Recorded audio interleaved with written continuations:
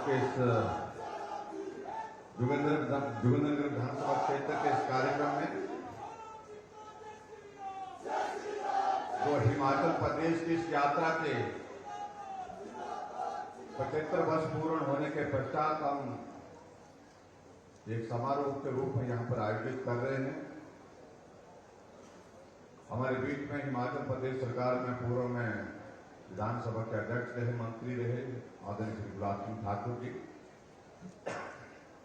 जोगिंद्रनगर के हमारे बहुत ही लोकप्रिय विधायक भाई प्रकाश राणा जी, हमारे बीच में गौ सेवा आयोग के अध्यक्ष अशोक शर्मा जी, पार्टी के हमारे साथी अजय सकलानी जी, डिप्टी कमिश्नर मंडी, एसपी मंडी, उपस्थित सभी वरिष्ठ अधिकारीगण, मंच पर उपस्थित सभी पार्टी के पदाधिकारी, पंचायती राज संस्थाओं से चुने हुए प्रतिनिधि, यहां उपस्थित सभी भाइयों बहनों और पत्रकार मित्रों, मैं क्षमा चाहूंगा कि मैं नाम की उस सूची को पूरा नहीं कर पा रहा हूं जो संबोधन के लिए थे, समय की कमी है। भाई और बहनों, आज फिर से एक बार जोगिंद्रनगर विधानसभा क्षेत्र में आप सबके बीच में आकर के आप सबके दर्शन करने का सौभाग्य प्राप्त हुआ। आप बड़ी संख्या में आज के इस कार्यक्रम का हिस्सा बने, उसके लिए मैं आप सबको हृदय से आभार व्यक्त करता हूं।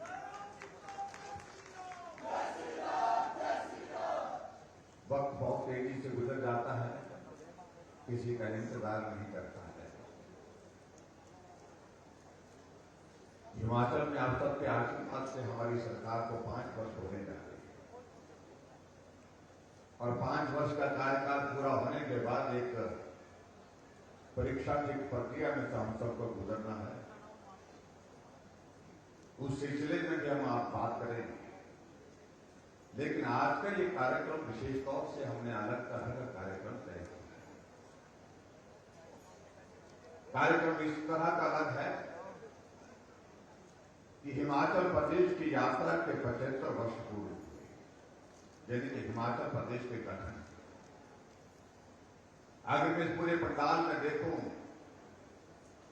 जब हिमाचल प्रदेश का गठन हुआ था, मुझे लगता है कि अगर चाहे मंच की बात करें तो मैं नीचे की बात करूं, मुझे लगता है कि साहब गुलाब सिंह जी हमारे बीच में एकमात्र ऐसे शख्सियत हैं जिन्होंने हिमाचल प्रदेश का गठन अपने जीवन में,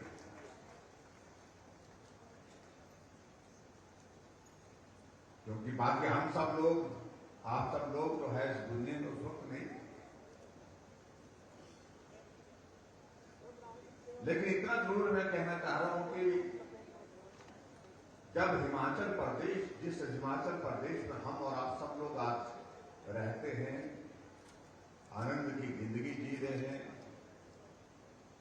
हिमाचल को आगे बढ़ाने के लिए हम सब लोग परिश्रम कर रहे हैं, उस हिमाचल के बारे में कुछ चीजों को जानना बहुत आवश्यक है।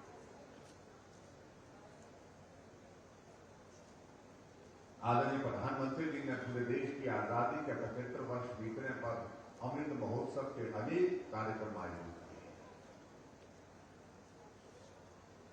कई लोग उस पर भी प्रश्न खड़ा करते हैं कि आखिरकार इन कार्यक्रमों की आवश्यकता क्या है।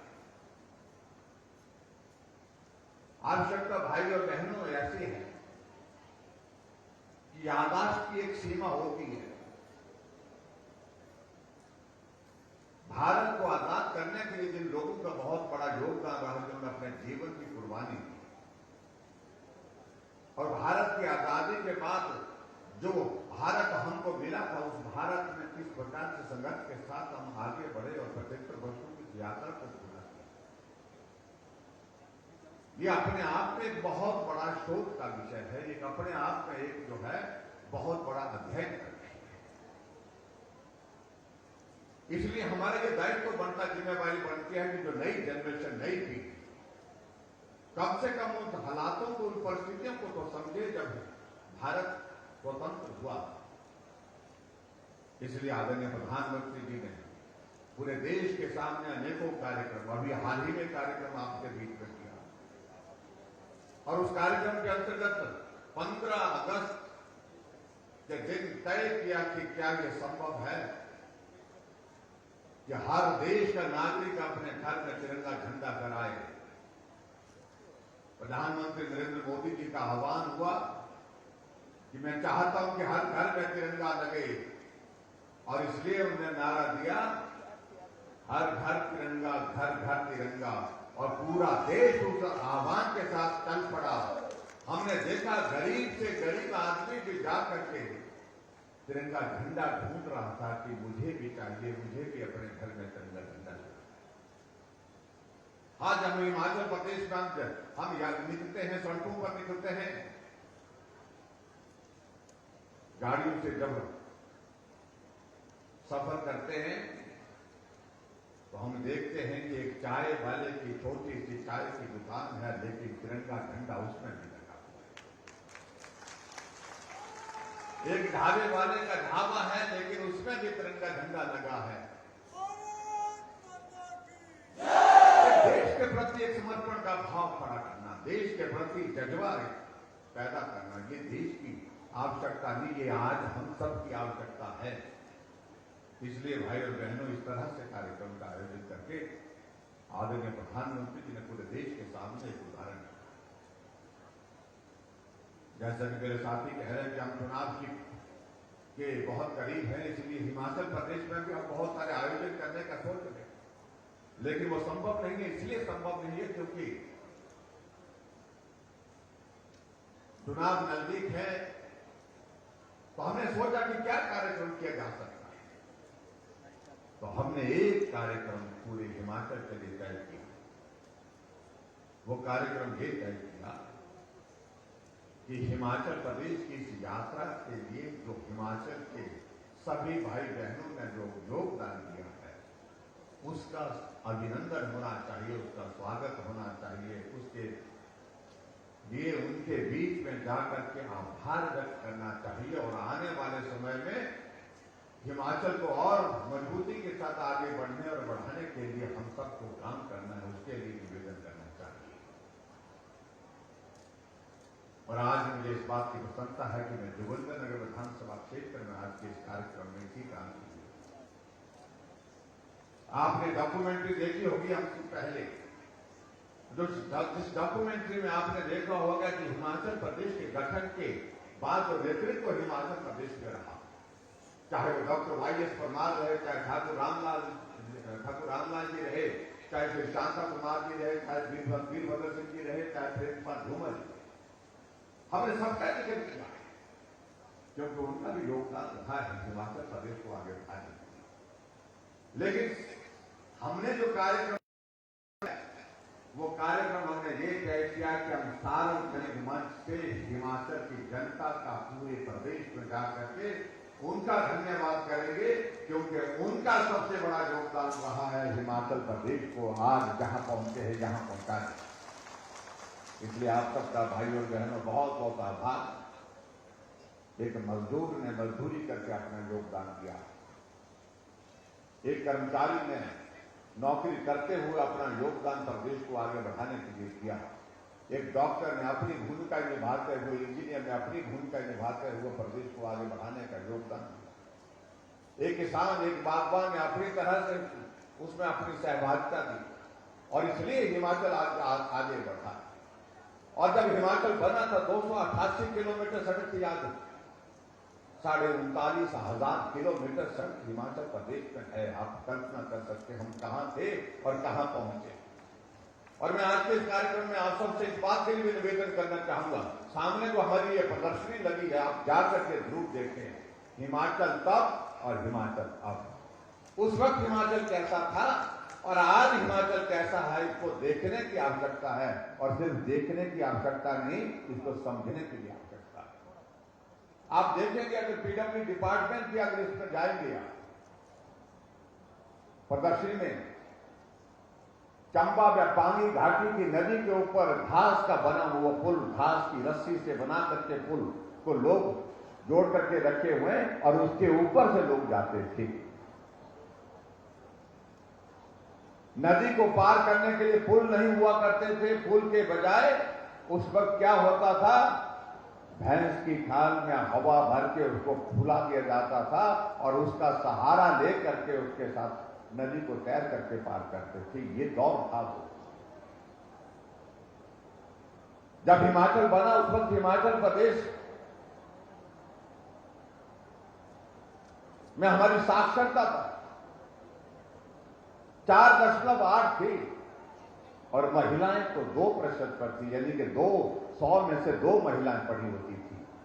और आज हिमाचल प्रदेश केरल के बराबर का साक्षरता दर में है। हम कह सकते हैं हम पीछे नहीं है, हम केरल के बराबर है। आज के इस दौर में पूरे देश में अव्वल नंबर पर हर क्षेत्र में काम किया है, लेकिन ये तभी संभव हुआ जब हिमाचल के मेहनतकश लोगों ने हिमाचल को आगे बढ़ाने के लिए दिन रात परिश्रम किया। हमारे कई मित्र आजकल इस तरह के प्रश्न पूछने की कोशिश कर रहे हैं कि मुख्यमंत्री जा रहे हैं और मुख्यमंत्री बड़े बड़े कार्यक्रम कर रहे हैं, लोगों को ला रहे हैं, बड़े बड़े तंबू लगा रहे हैं, बहुत परेशानी है। और हम क्यों ना जाएं? क्या हमें इस बात के लिए उनकी अनुमति लेनी? ये पहली बार हिमाचल के इतिहास में हो रहा है जब प्रदेश का मुख्यमंत्री पूरे प्रदेश भर में प्रदेश की जनता का अभिनंदन करने और उनको धन्यवाद, उनको बधाई देने के लिए हिमाचल की इस यात्रा में उनके योगदान को स्मरण करवाने के लिए जा रहे हैं। और हिमाचल की जनता से अपील करके कि आने वाले समय में आपका सहयोग भी इसी प्रकार से फिर से हमको चाहिए हिमाचल को आगे बढ़ाने के लिए। इस तरह के कार्यक्रम आज से पहले कभी नहीं। स्वाभाविक रूप से हम श्रेय देते हैं, एक नेता को देंगे, हम एक नेता को देंगे, दूसरे वाले दूसरे नेता को देंगे, तीसरे वाले तीसरे नेता को देंगे। नेताओं का योगदान भी स्वाभाविक रूप से होगा, लेकिन सबसे बड़ा योगदान नेताओं का जिक्र तो मंच पर से होता है, लेकिन लोगों का जिक्र करने के लिए हम निकले हैं। जिन लोगों की वजह से हिमाचल आगे बढ़ा है उनको हमको स्मरण करना चाहिए, उनका आभार व्यक्त करना चाहिए। इसलिए भाई और बहन, मैं आप सबके बीच में मैं आज के इस कार्यक्रम में आप सबका इस बात के लिए धन्यवाद करना चाहता हूं कि हिमाचल में आप सबके आशीर्वाद से हमें सरकार बनाने का अवसर प्राप्त हुआ और 5 वर्ष हमारी सरकार का कार्यकाल अब पूरा हो जा रहा है। लेकिन कहने के लिए 5 वर्ष, लेकिन हकीकत तो ये भी है कि सही मायने में काम करने का वक्त तो सिर्फ 3 साल मिला। 2 वर्ष तो कोविड के चले गए। अलग तरह की परिस्थिति थी, अलग तरह के हालात थे। एक सामान्य परिस्थिति का कार्यकाल हमारा ये नहीं रहा। इस बात को भी हमको समझना होगा, लेकिन उसके बावजूद भी मैं इस बात को जरूर कहना चाहूंगा आप सबके बीच में। आज मैं आपके यहाँ जोगिंद्रनगर विधानसभा क्षेत्र में आया हूं, जहां एक दौर ऐसा हो गया कि आदमी की जिंदगी को कैसा बचाया जाए। काम अपनी जगह रहा, लेकिन जिंदगी से महत्वपूर्ण, जिंदगी से कीमती कोई चीज नहीं है। जिंदगी को कैसे बचाएं, ये प्रश्न हमारे सामने खड़ा हो गया। लेकिन हमने उस जीवन को बचाने के लिए भी प्रयत्न किए, उसमें भी सफल हुए। और आज हम आपके विधानसभा क्षेत्र में 15 उद्घाटन और 24 शिलान्यास के कार्यक्रम एक साथ यहां सामने करने वाले हैं, जिसमें 367 करोड़ रुपए, 367 करोड़ रुपए का उद्घाटन और शिलान्यास के कार्यक्रम एक दिन में एक स्थान पर एक समय पर आपके होने जा रहे हैं। इसका क्या होता है? इसका अभिप्राय यह है कि जहां आदमी की जिंदगी को बचाने के लिए काम करना था वो भी हमने किया, जिम्मेवारी के साथ किया और बेहतर ढंग से किया। और दूसरी तरफ प्रदेश के विकास के लिए हर क्षेत्र में काम करना था, वो हर क्षेत्र में किया और वो भी डट करके किया। ये मैं आपके बीच में कहना चाहता हूं। आप सबका सहयोग मिला, हम भी आपके साथ हैं। मुझे इस बात की खुशी है कि इस हिमाचल प्रदेश के इस 5 वर्ष के कार्यकाल में आदरणीय प्रधानमंत्री नरेंद्र मोदी जी का बहुत बड़ा योगदान हिमाचल के लिए रहा। हर कदम पर उनका सहयोग रहा, हर कदम पर उनका मार्गदर्शन रहा, हर जगह उनका उनकी शुभकामनाएं हमारे साथ रही, क्योंकि हिमाचल को अलग नहीं मानते, हिमाचल ऐसा मानते हैं जैसे कि उनका अपना प्रदेश है, और इस बात को वो कहते नहीं है, दिखाते भी। आप कल्पना करिए, अभी 5 वर्ष का कार्यकाल पूरा हुआ नहीं हमारा, लेकिन 5 वर्ष का कार्यकाल पूरा होने के साथ साथ में प्रधानमंत्री जी के हिमाचल प्रदेश के दौरों की संख्या 10 होने जा रही है। 7 हो गए, 3 अब आने वर्षों में होने वाले हैं। एक 24 तारीख को मंडी है, और 24 तारीख के कार्यक्रम में मंडी में भी मेरा आप सबसे निवेदन है कि आप बड़ी संख्या में पहुंचे। खासतौर से युवा यहाँ पर बैठे हैं, युवाओं से मैं विशेष तौर से कहना चाहूंगा, युवा रैली रखी है और उस रैली में आप सबको बड़ी संख्या में पहुंचना है और मंडी में हम आपका स्वागत करेंगे। तो ऐसे में मुझे लगता है कि जो प्रधानमंत्री 4.5 वर्ष के कार्यकाल में 7 बार हिमाचल आए और 5 वर्ष के कार्यकाल में 10 बार जिनका आना हुआ है, तो आप अंदाजा लगा सकते हैं कि उनका रिश्ता इस प्रदेश के साथ किस प्रकार का है। इस बात को समझने की आवश्यकता है। हमारे कई साथी इस तरह की बात कहते हैं कि प्रधानमंत्री जी आए थे, कुछ नहीं मिला, प्रधानमंत्री यहां आए थे, कुछ नहीं मिला, प्रधानमंत्री जी हमारे ऐसे नेता हैं जो जिनसे मांगने की जरूरत कभी हुई ही, अपने आप जो कुछ भी देना है अपने आप देते। और मुझे इस बात की खुशी है कि हिमाचल प्रदेश को 10,000 करोड़ रुपए के ज्यादा के प्रोजेक्ट उन्होंने हिमाचल प्रदेश को स्वीकृत किए। अभी हाल ही में 800 करोड़ रुपए हिमाचल के विकास के लिए उन्होंने हिमाचल प्रदेश के लिए दिए। अभी हिमाचल प्रदेश में बाढ़ के कारण, बरसात के कारण नुकसान हुआ, तो सबसे पहले पैसा हिमाचल प्रदेश के लिए राहत कार्य के लिए दिया गया, इसलिए कि ये हिमाचल अपना है, ये प्रदेश अपना है, ये पहाड़ी प्रदेश है, छोटा है, अपने संसाधन का में हमें केंद्र से मदद करें। एक प्रधानमंत्री अटल बिहारी वाजपेयी जी थे जो हिमाचल को अपना घर कहते थे और घर की तरह मानते भी थे।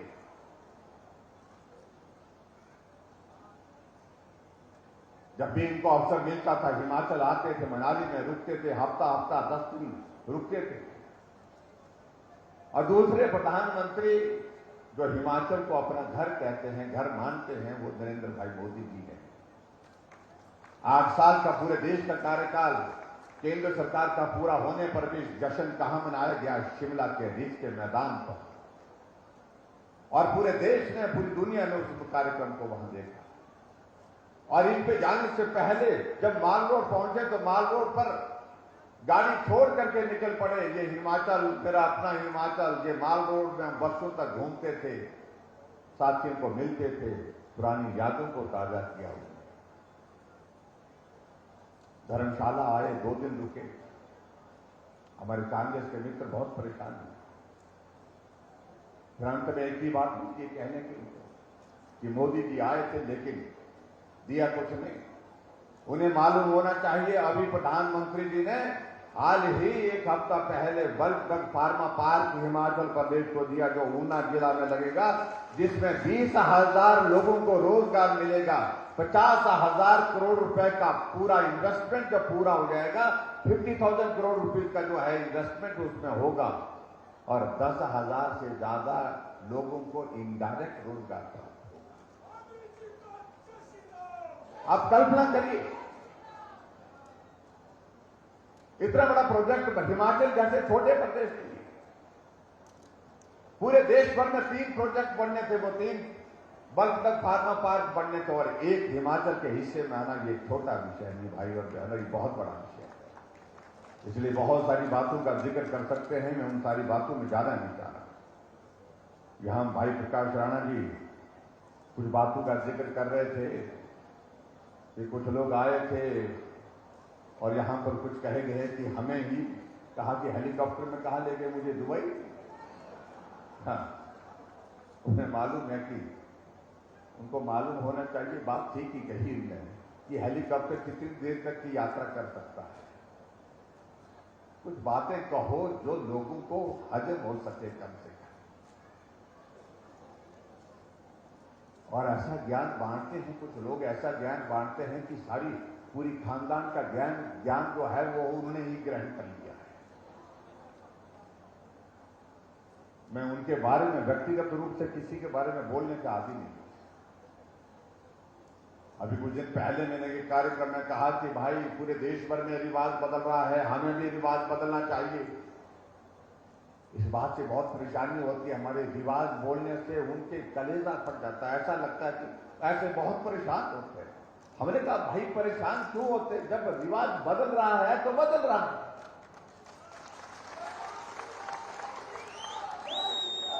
और पूरे देश में बदल रहा है।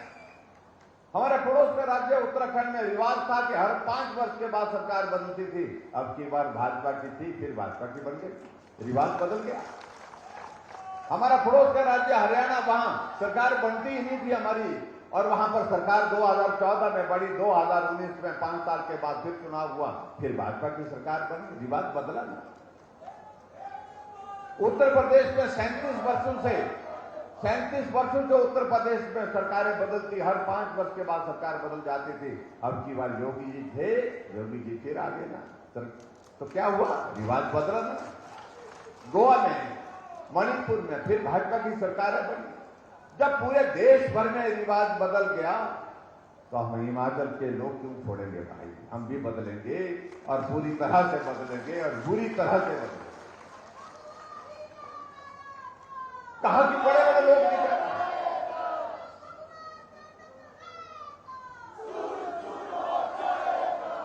कहा कि बड़े बड़े लोग नहीं कर पाए। हम समझ नहीं पाएंगे बड़े बड़े लोग कैसे होते हैं, कौन होते हैं। हम यानी कि उनके दिमाग में इस बात का बोझ इतना पड़ गया है कि वो बड़े हैं, बाकी सब छोटे हैं। मैंने कहा कुछ काम छोटे लोग भी करते हैं, अब की बार छोटे लोग मिल करके इस काम को करेंगे, तसल्ली से करेंगे। कहा कि 7 बार 6 बार मुख्यमंत्री रहे राजा साहब, वो नहीं कर सके। जयराम सिंह सेठ की बोली है, हमें तो बोली के साथ तुलना करो तो कुछ, हम छोटे आदमी भाई, हमने गरीबी को देखा नहीं है, हमने गरीबी को जिया है। हम 18 किलोमीटर स्कूल के लिए जाते थे, 9 किलोमीटर जाते थे, 9 किलोमीटर आते थे। हम बड़े नहीं हो सकते हैं, हम छोटे हैं, लेकिन छोटे होकर के भी कुछ काम हम करते हैं। लेकिन मैं एक बात जरूर कहना चाहता हूं, गरीब आदमी का दर्द छोटा आदमी ही समझ सकता है, गरीब आदमी ही समझ सकता, बड़े बड़े लोग नहीं समझ सकते। इस बात को समझना। आज अगर हिमाचल प्रदेश में हम बात कर रहे हैं, हमें मालूम है कि एक आदमी को, एक गरीब परिवार के एक बुजुर्ग को 1800 रुपए उसको पेंशन का जब आता है तो कितना उसके दिल को सुकून होता है। मेरी पेंशन आ गई, मैंने 2 चीजें ये लेनी है, मैंने शेव की ब्लेड लेनी है, मेरी दवाई का इंतजाम इससे हो जाएगा, मेरा 4 चीजें उससे हो जाएगी। इंतजार करता हुआ आदमी। लेकिन बड़े बड़े लोग नहीं समझ सकते हैं कि उस पेंशन से क्या, उसकी भावनाएं कैसी है उस गरीब आदमी, क्योंकि वो बहुत बड़े हैं। और इसलिए हिमाचल प्रदेश में वो 400 करोड़ रुपए खर्च करते थे पेंशन में, 1300 करोड़ रुपए हिमाचल प्रदेश में पेंशन पर खर्च कर रहा है। वो 4 लाख लोगों को पेंशन देते थे, हम 7.5 लाख लोगों को हिमाचल में पेंशन दे रहे। ये अंतर है बड़े लोगों के और छोटे लोगों के काम करने के तरीके। गरीब आदमी का इलाज हो, जिसका जिक्र यहां मुझसे पहले भी हो रहा था, बड़ा आदमी नहीं समझ सकता, क्योंकि बड़ा आदमी तो बड़ा होता है, उसके इलाज के लिए सुविधाएं सब जगह मौजूद है। लेकिन गरीब आदमी जब बीमार होता तो उसका इलाज कौन करेगा, कैसे करेगा? और उसके लिए जब पैसे नहीं होते हैं तो परिवार के लोग घर की जगह जमीन बेचने पर जो है वो बेचारे विवश हो जाते हैं। ऐसी परिस्थिति उसकी स्थिति क्या है? ये हमने कहा ये जिम्मा हम लेंगे। हमने हिमाचल प्रदेश में जैसे आयुष्मान भारत आदरणीय प्रधानमंत्री जी ने पूरे देश के लिए शुरू की, हमने बाकी के परिवारों को हिमाचल प्रदेश में मुख्यमंत्री हिमकेयर की शुरुआत की और हिमकेयर के माध्यम से गरीब लोगों का इलाज हमने सुनिश्चित किया। और आज गरीब आदमी अगर बीमार होता है, अगर पैसे जेब में नहीं है तो वो हिमकेयर का कार्ड लेकर के जाता है, अपना इलाज करके आता है, स्वस्थ होकर के आता है। 3,20,000 से ज्यादा गरीब लोगों का इलाज हमने हिमकेयर के माध्यम से किया। हर घर में गैस का चूल्हा होना चाहिए।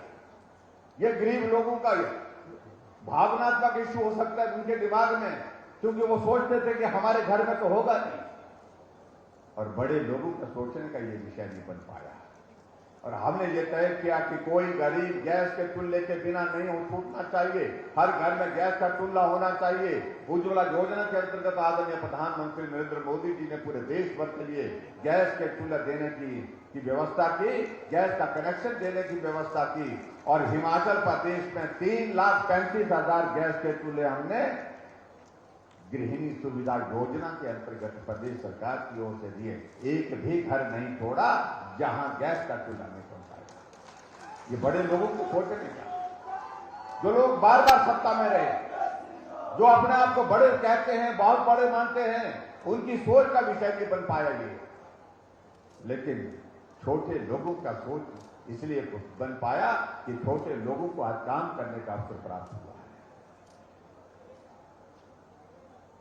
हमने सहारा योजना चलाई, ऐसे लोग जो बिस्तर पर हैं, चल नहीं सकते, काम नहीं कर सकते, लेकिन जिंदा है। परिवार का हर आदमी, एक आदमी कम से कम लगातार उनके पास उनको बैठना पड़ता है। 20,000 ऐसे लोग हिमाचल प्रदेश में ऐसे निकले जो बिस्तर पर हैं, जिंदा हैं, लेकिन अपना काम, पानी का गिलास तक खुद नहीं उठा सकते हैं। ऐसी हमने उनके लिए हमने सहारा योजना की शुरुआत की। उनके खाते में हर महीने का 3,000 रुपए डाल करके उनकी मदद कर रहे। लेकिन बड़े आदमी की सोच का विषय नहीं बनता है, क्योंकि वो बहुत बड़े थे। किसी को अगर बीमारी लगी है तो लगी, मरता है मरे, जिया है जीता है जिए, क्योंकि वो बड़े थे। और इसी तरह से हिमाचल प्रदेश में हमने एक बेटी जो है, उसकी अगर बीपीएल परिवार की है, गरीब परिवार की है, उस बेटी की शादी जब होगी, हमने कहा कि हम शगुन योजना शुरू करेंगे और उस बेटी के शादी के दिन उसके खाते में 31,000 रुपए हम सरकार की ओर से उसको आशीर्वाद के साथ शगुन भेजेंगे। हमने किया। लेकिन दूसरे लोगों के, बड़े लोगों का ये सोचने का विषय नहीं बनता। हमने महिलाओं के लिए आने जाने की व्यवस्था को और सरल करने के लिए, क्योंकि महिलाएं अब घर के अंदर नहीं है, घर से बाहर निकलती है, काम के लिए निकलती हैं, ऐसी सूरत में उनके लिए भी मदद होनी चाहिए। हमने कहा ये आबादी का आधा हिस्सा है तो किराया भी आधा देंगे, आधा किराए के साथ हमने उनके लिए मदद करने की कोशिश की। लेकिन बड़े लोगों का ये सोचने का विषय नहीं बनता। और इसी तरह से हिमाचल प्रदेश में हमने इस बात को भी सुनिश्चित किया कि जो बिजली का किराया आता है, जो मध्यम वर्ग का जो हमारे परिवार होते हैं, वो 120 यूनिट 125 यूनिट खर्च करते हैं। हमने कहा गरीब तबका और मध्यम वर्ग दोनों के लिए, दोनों स्लैब में हमने तय किया 125 यूनिट हम बिजली जो है वो हम फ्री देंगे। ये हमने तय किया। अभी आपने देखा होगा कि जुलाई महीने का बिल आया, लेकिन बिल आया तो कितना आया? 0 बिल आया। ये पहली बात है। बहुत सारी चीजों का हम जिक्र करेंगे तो बहुत लंबी बात जाएगी, उन सारी बातों पर मैं जाना भी नहीं चाह रहा हूं। भाई और बहनों, मुझे आप सबके बीच में एक बात जरूर करनी है।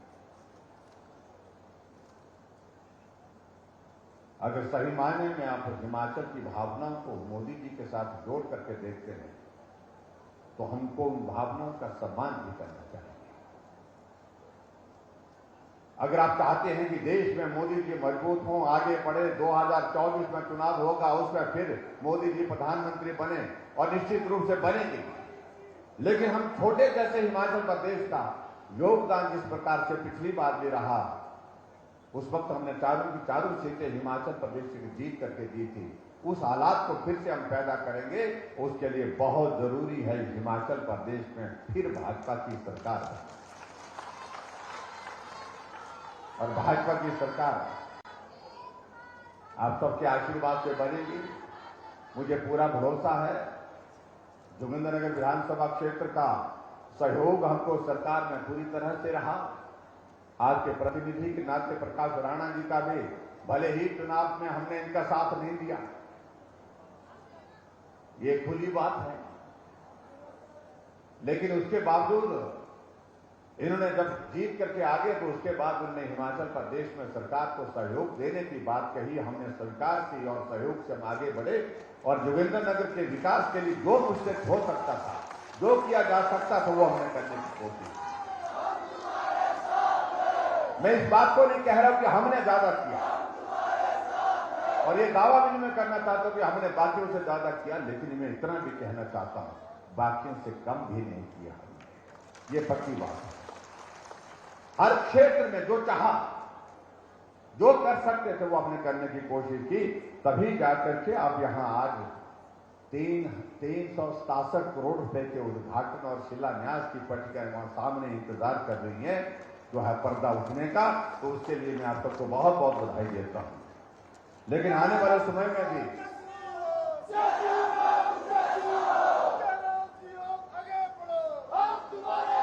और इसलिए आप सबका सहयोग चाहिए आगे बढ़ने के लिए। और जोगिंद्रनगर के लिए हमारे लिए प्रसन्नता का विषय ये भी है,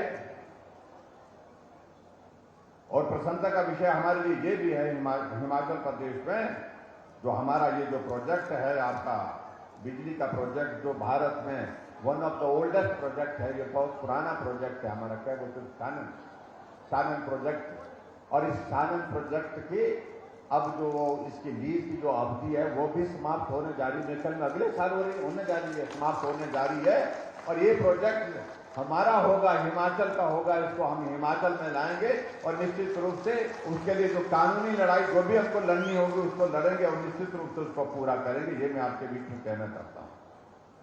और दूसरा, उसके साथ साथ में मैं ये भी कहना चाह रहा हूं कि कुछ बातें यहां पर कही गई, अगर मैं जिक्र करूं जो हमने यहाँ पर आज उद्घाटन शिलान्यास किया तो वो बहुत लंबी सूची है।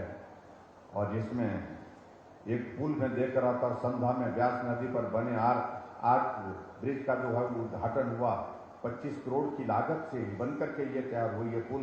मैं भी कभी देखना चाहूंगा भाई, ये पुल देखना चाहूंगा मैं, बड़ा पुल है आपके यहाँ पर। और उसी तरह से आपके यहाँ पर जिसमें गुलाब सिंह जी ने भी जिक्र किया, वही पुल है ये। वो तो सांडा पतन का पुल है, सांडा पतन का पुल है जो वो भी शायद में कल 25 करोड़ की। हाँ जी। और पानी की एक स्कीम है जिसको मैं देख रहा हूं, एक 66 करोड़ रुपए की स्कीम, एक 70 करोड़ रुपए की स्कीम। आप फिर भी उसके बावजूद ताली नहीं बजा रहे हैं। मैं सोच रहा हूं कि क्या हो गया। अरे यहाँ ठाकुर गुलाब सिंह जी बैठे हैं, पुराने जमाने में अगर हम बात करें 10 साल 15 साल 20 साल पुरानी 5 करोड़ की स्कीम होती थी ना, विधायक उछल करके जो है वो पूरे इलाके में जाते थे उसका प्रचार करने के लिए। लेकिन यहाँ आप ताली में कम जा रहे हैं, मेरे कहने के बाद जा रहे हैं। लेकिन मेरा कहने का मतलब ये है कि अब बहुत सारी चीजें ऐसी होने लग पड़ी जिस पर लगता कि हो रहा है, ये हो रहा है। लेकिन इतना मैं जरूर कहना चाहता हूं, किसी भी क्षेत्र में विकास होता है उसका अभिनंदन होना चाहिए और विकास करने वालों का भी अभिनंदन होना चाहिए, ये बहुत आवश्यक है। भाई और बहनों, समय होता जा रहा है, मैं आप सबके बीच में 2-3 चीजों का मैं जिक्र करूंगा। राणा जी आप बैठ जाएंगे, मुझे लगता है अब मेरे ऊपर ज्यादा मत करना, दबाव मत डालिए। यहाँ एक ये कहा गवर्नमेंट मिडिल स्कूल जो है वो जिमजिमा नाम होता है, जिमजिमा का दर्जा बढ़ा करके इसको हाई स्कूल करने की बात कही है, नॉर्म्स में पूरा आना चाहिए। और इस स्कूल को हम जो है इसको मिडिल स्कूल को हाई स्कूल करने की यहाँ आपके बीच में घोषणा करते हैं। और 2-3 भाई बोल के नहीं होगा, ये खटके होगा, देखना जयराम बार बार करेंगे, कह तो रहे हैं। लेकिन उसके लिए एक पटवार सर्कल की बात कही है खोलने के लिए ग्राम पंचायत धार में, और दूसरा कहा है एक पटवार सर्कल धार में कहा गया इसको खोलने की बात कही है। इसमें जो हमारे नॉर्म पूरे होने चाहिए, इसको निश्चित रूप से हम करेंगे, ये भी मैं आपके बीच में कहना चाहता हूं। और साइंस क्लासेस के लिए शुरुआत करने के लिए मैंने कहा कि साइंस क्लास जो है वो सीनियर सेकेंडरी स्कूल तुला में और वहां पर करने की बात कही है, इसकी मांग की है हमने, इसको भी हम पूरा करेंगे। और एक और बताए ग्राम पंचायत गुम्मा में एक प्राइमरी हेल्थ सेंटर खोलने की बात, हालांकि मुझे नहीं लगता कि यहाँ पर प्राइमरी हेल्थ सेंटर खोलने की आवश्यकता रही होगी, लेकिन फिर भी अगर ये डिस्टेंस और पॉपुलेशन के नॉर्म को पूरा करता है तो उसको निश्चित रूप से खोलेंगे। ये भी मैं आपके बीच में कहना चाहता हूँ। बाकी सारी चीजें इनने लिख करके दी है, इनने सूची बहुत लंबी बनाई है। इस सूची को कौन सा एक स्कूल बताओ, बस मैं कौन सा नाम बताओ ना स्कूल का।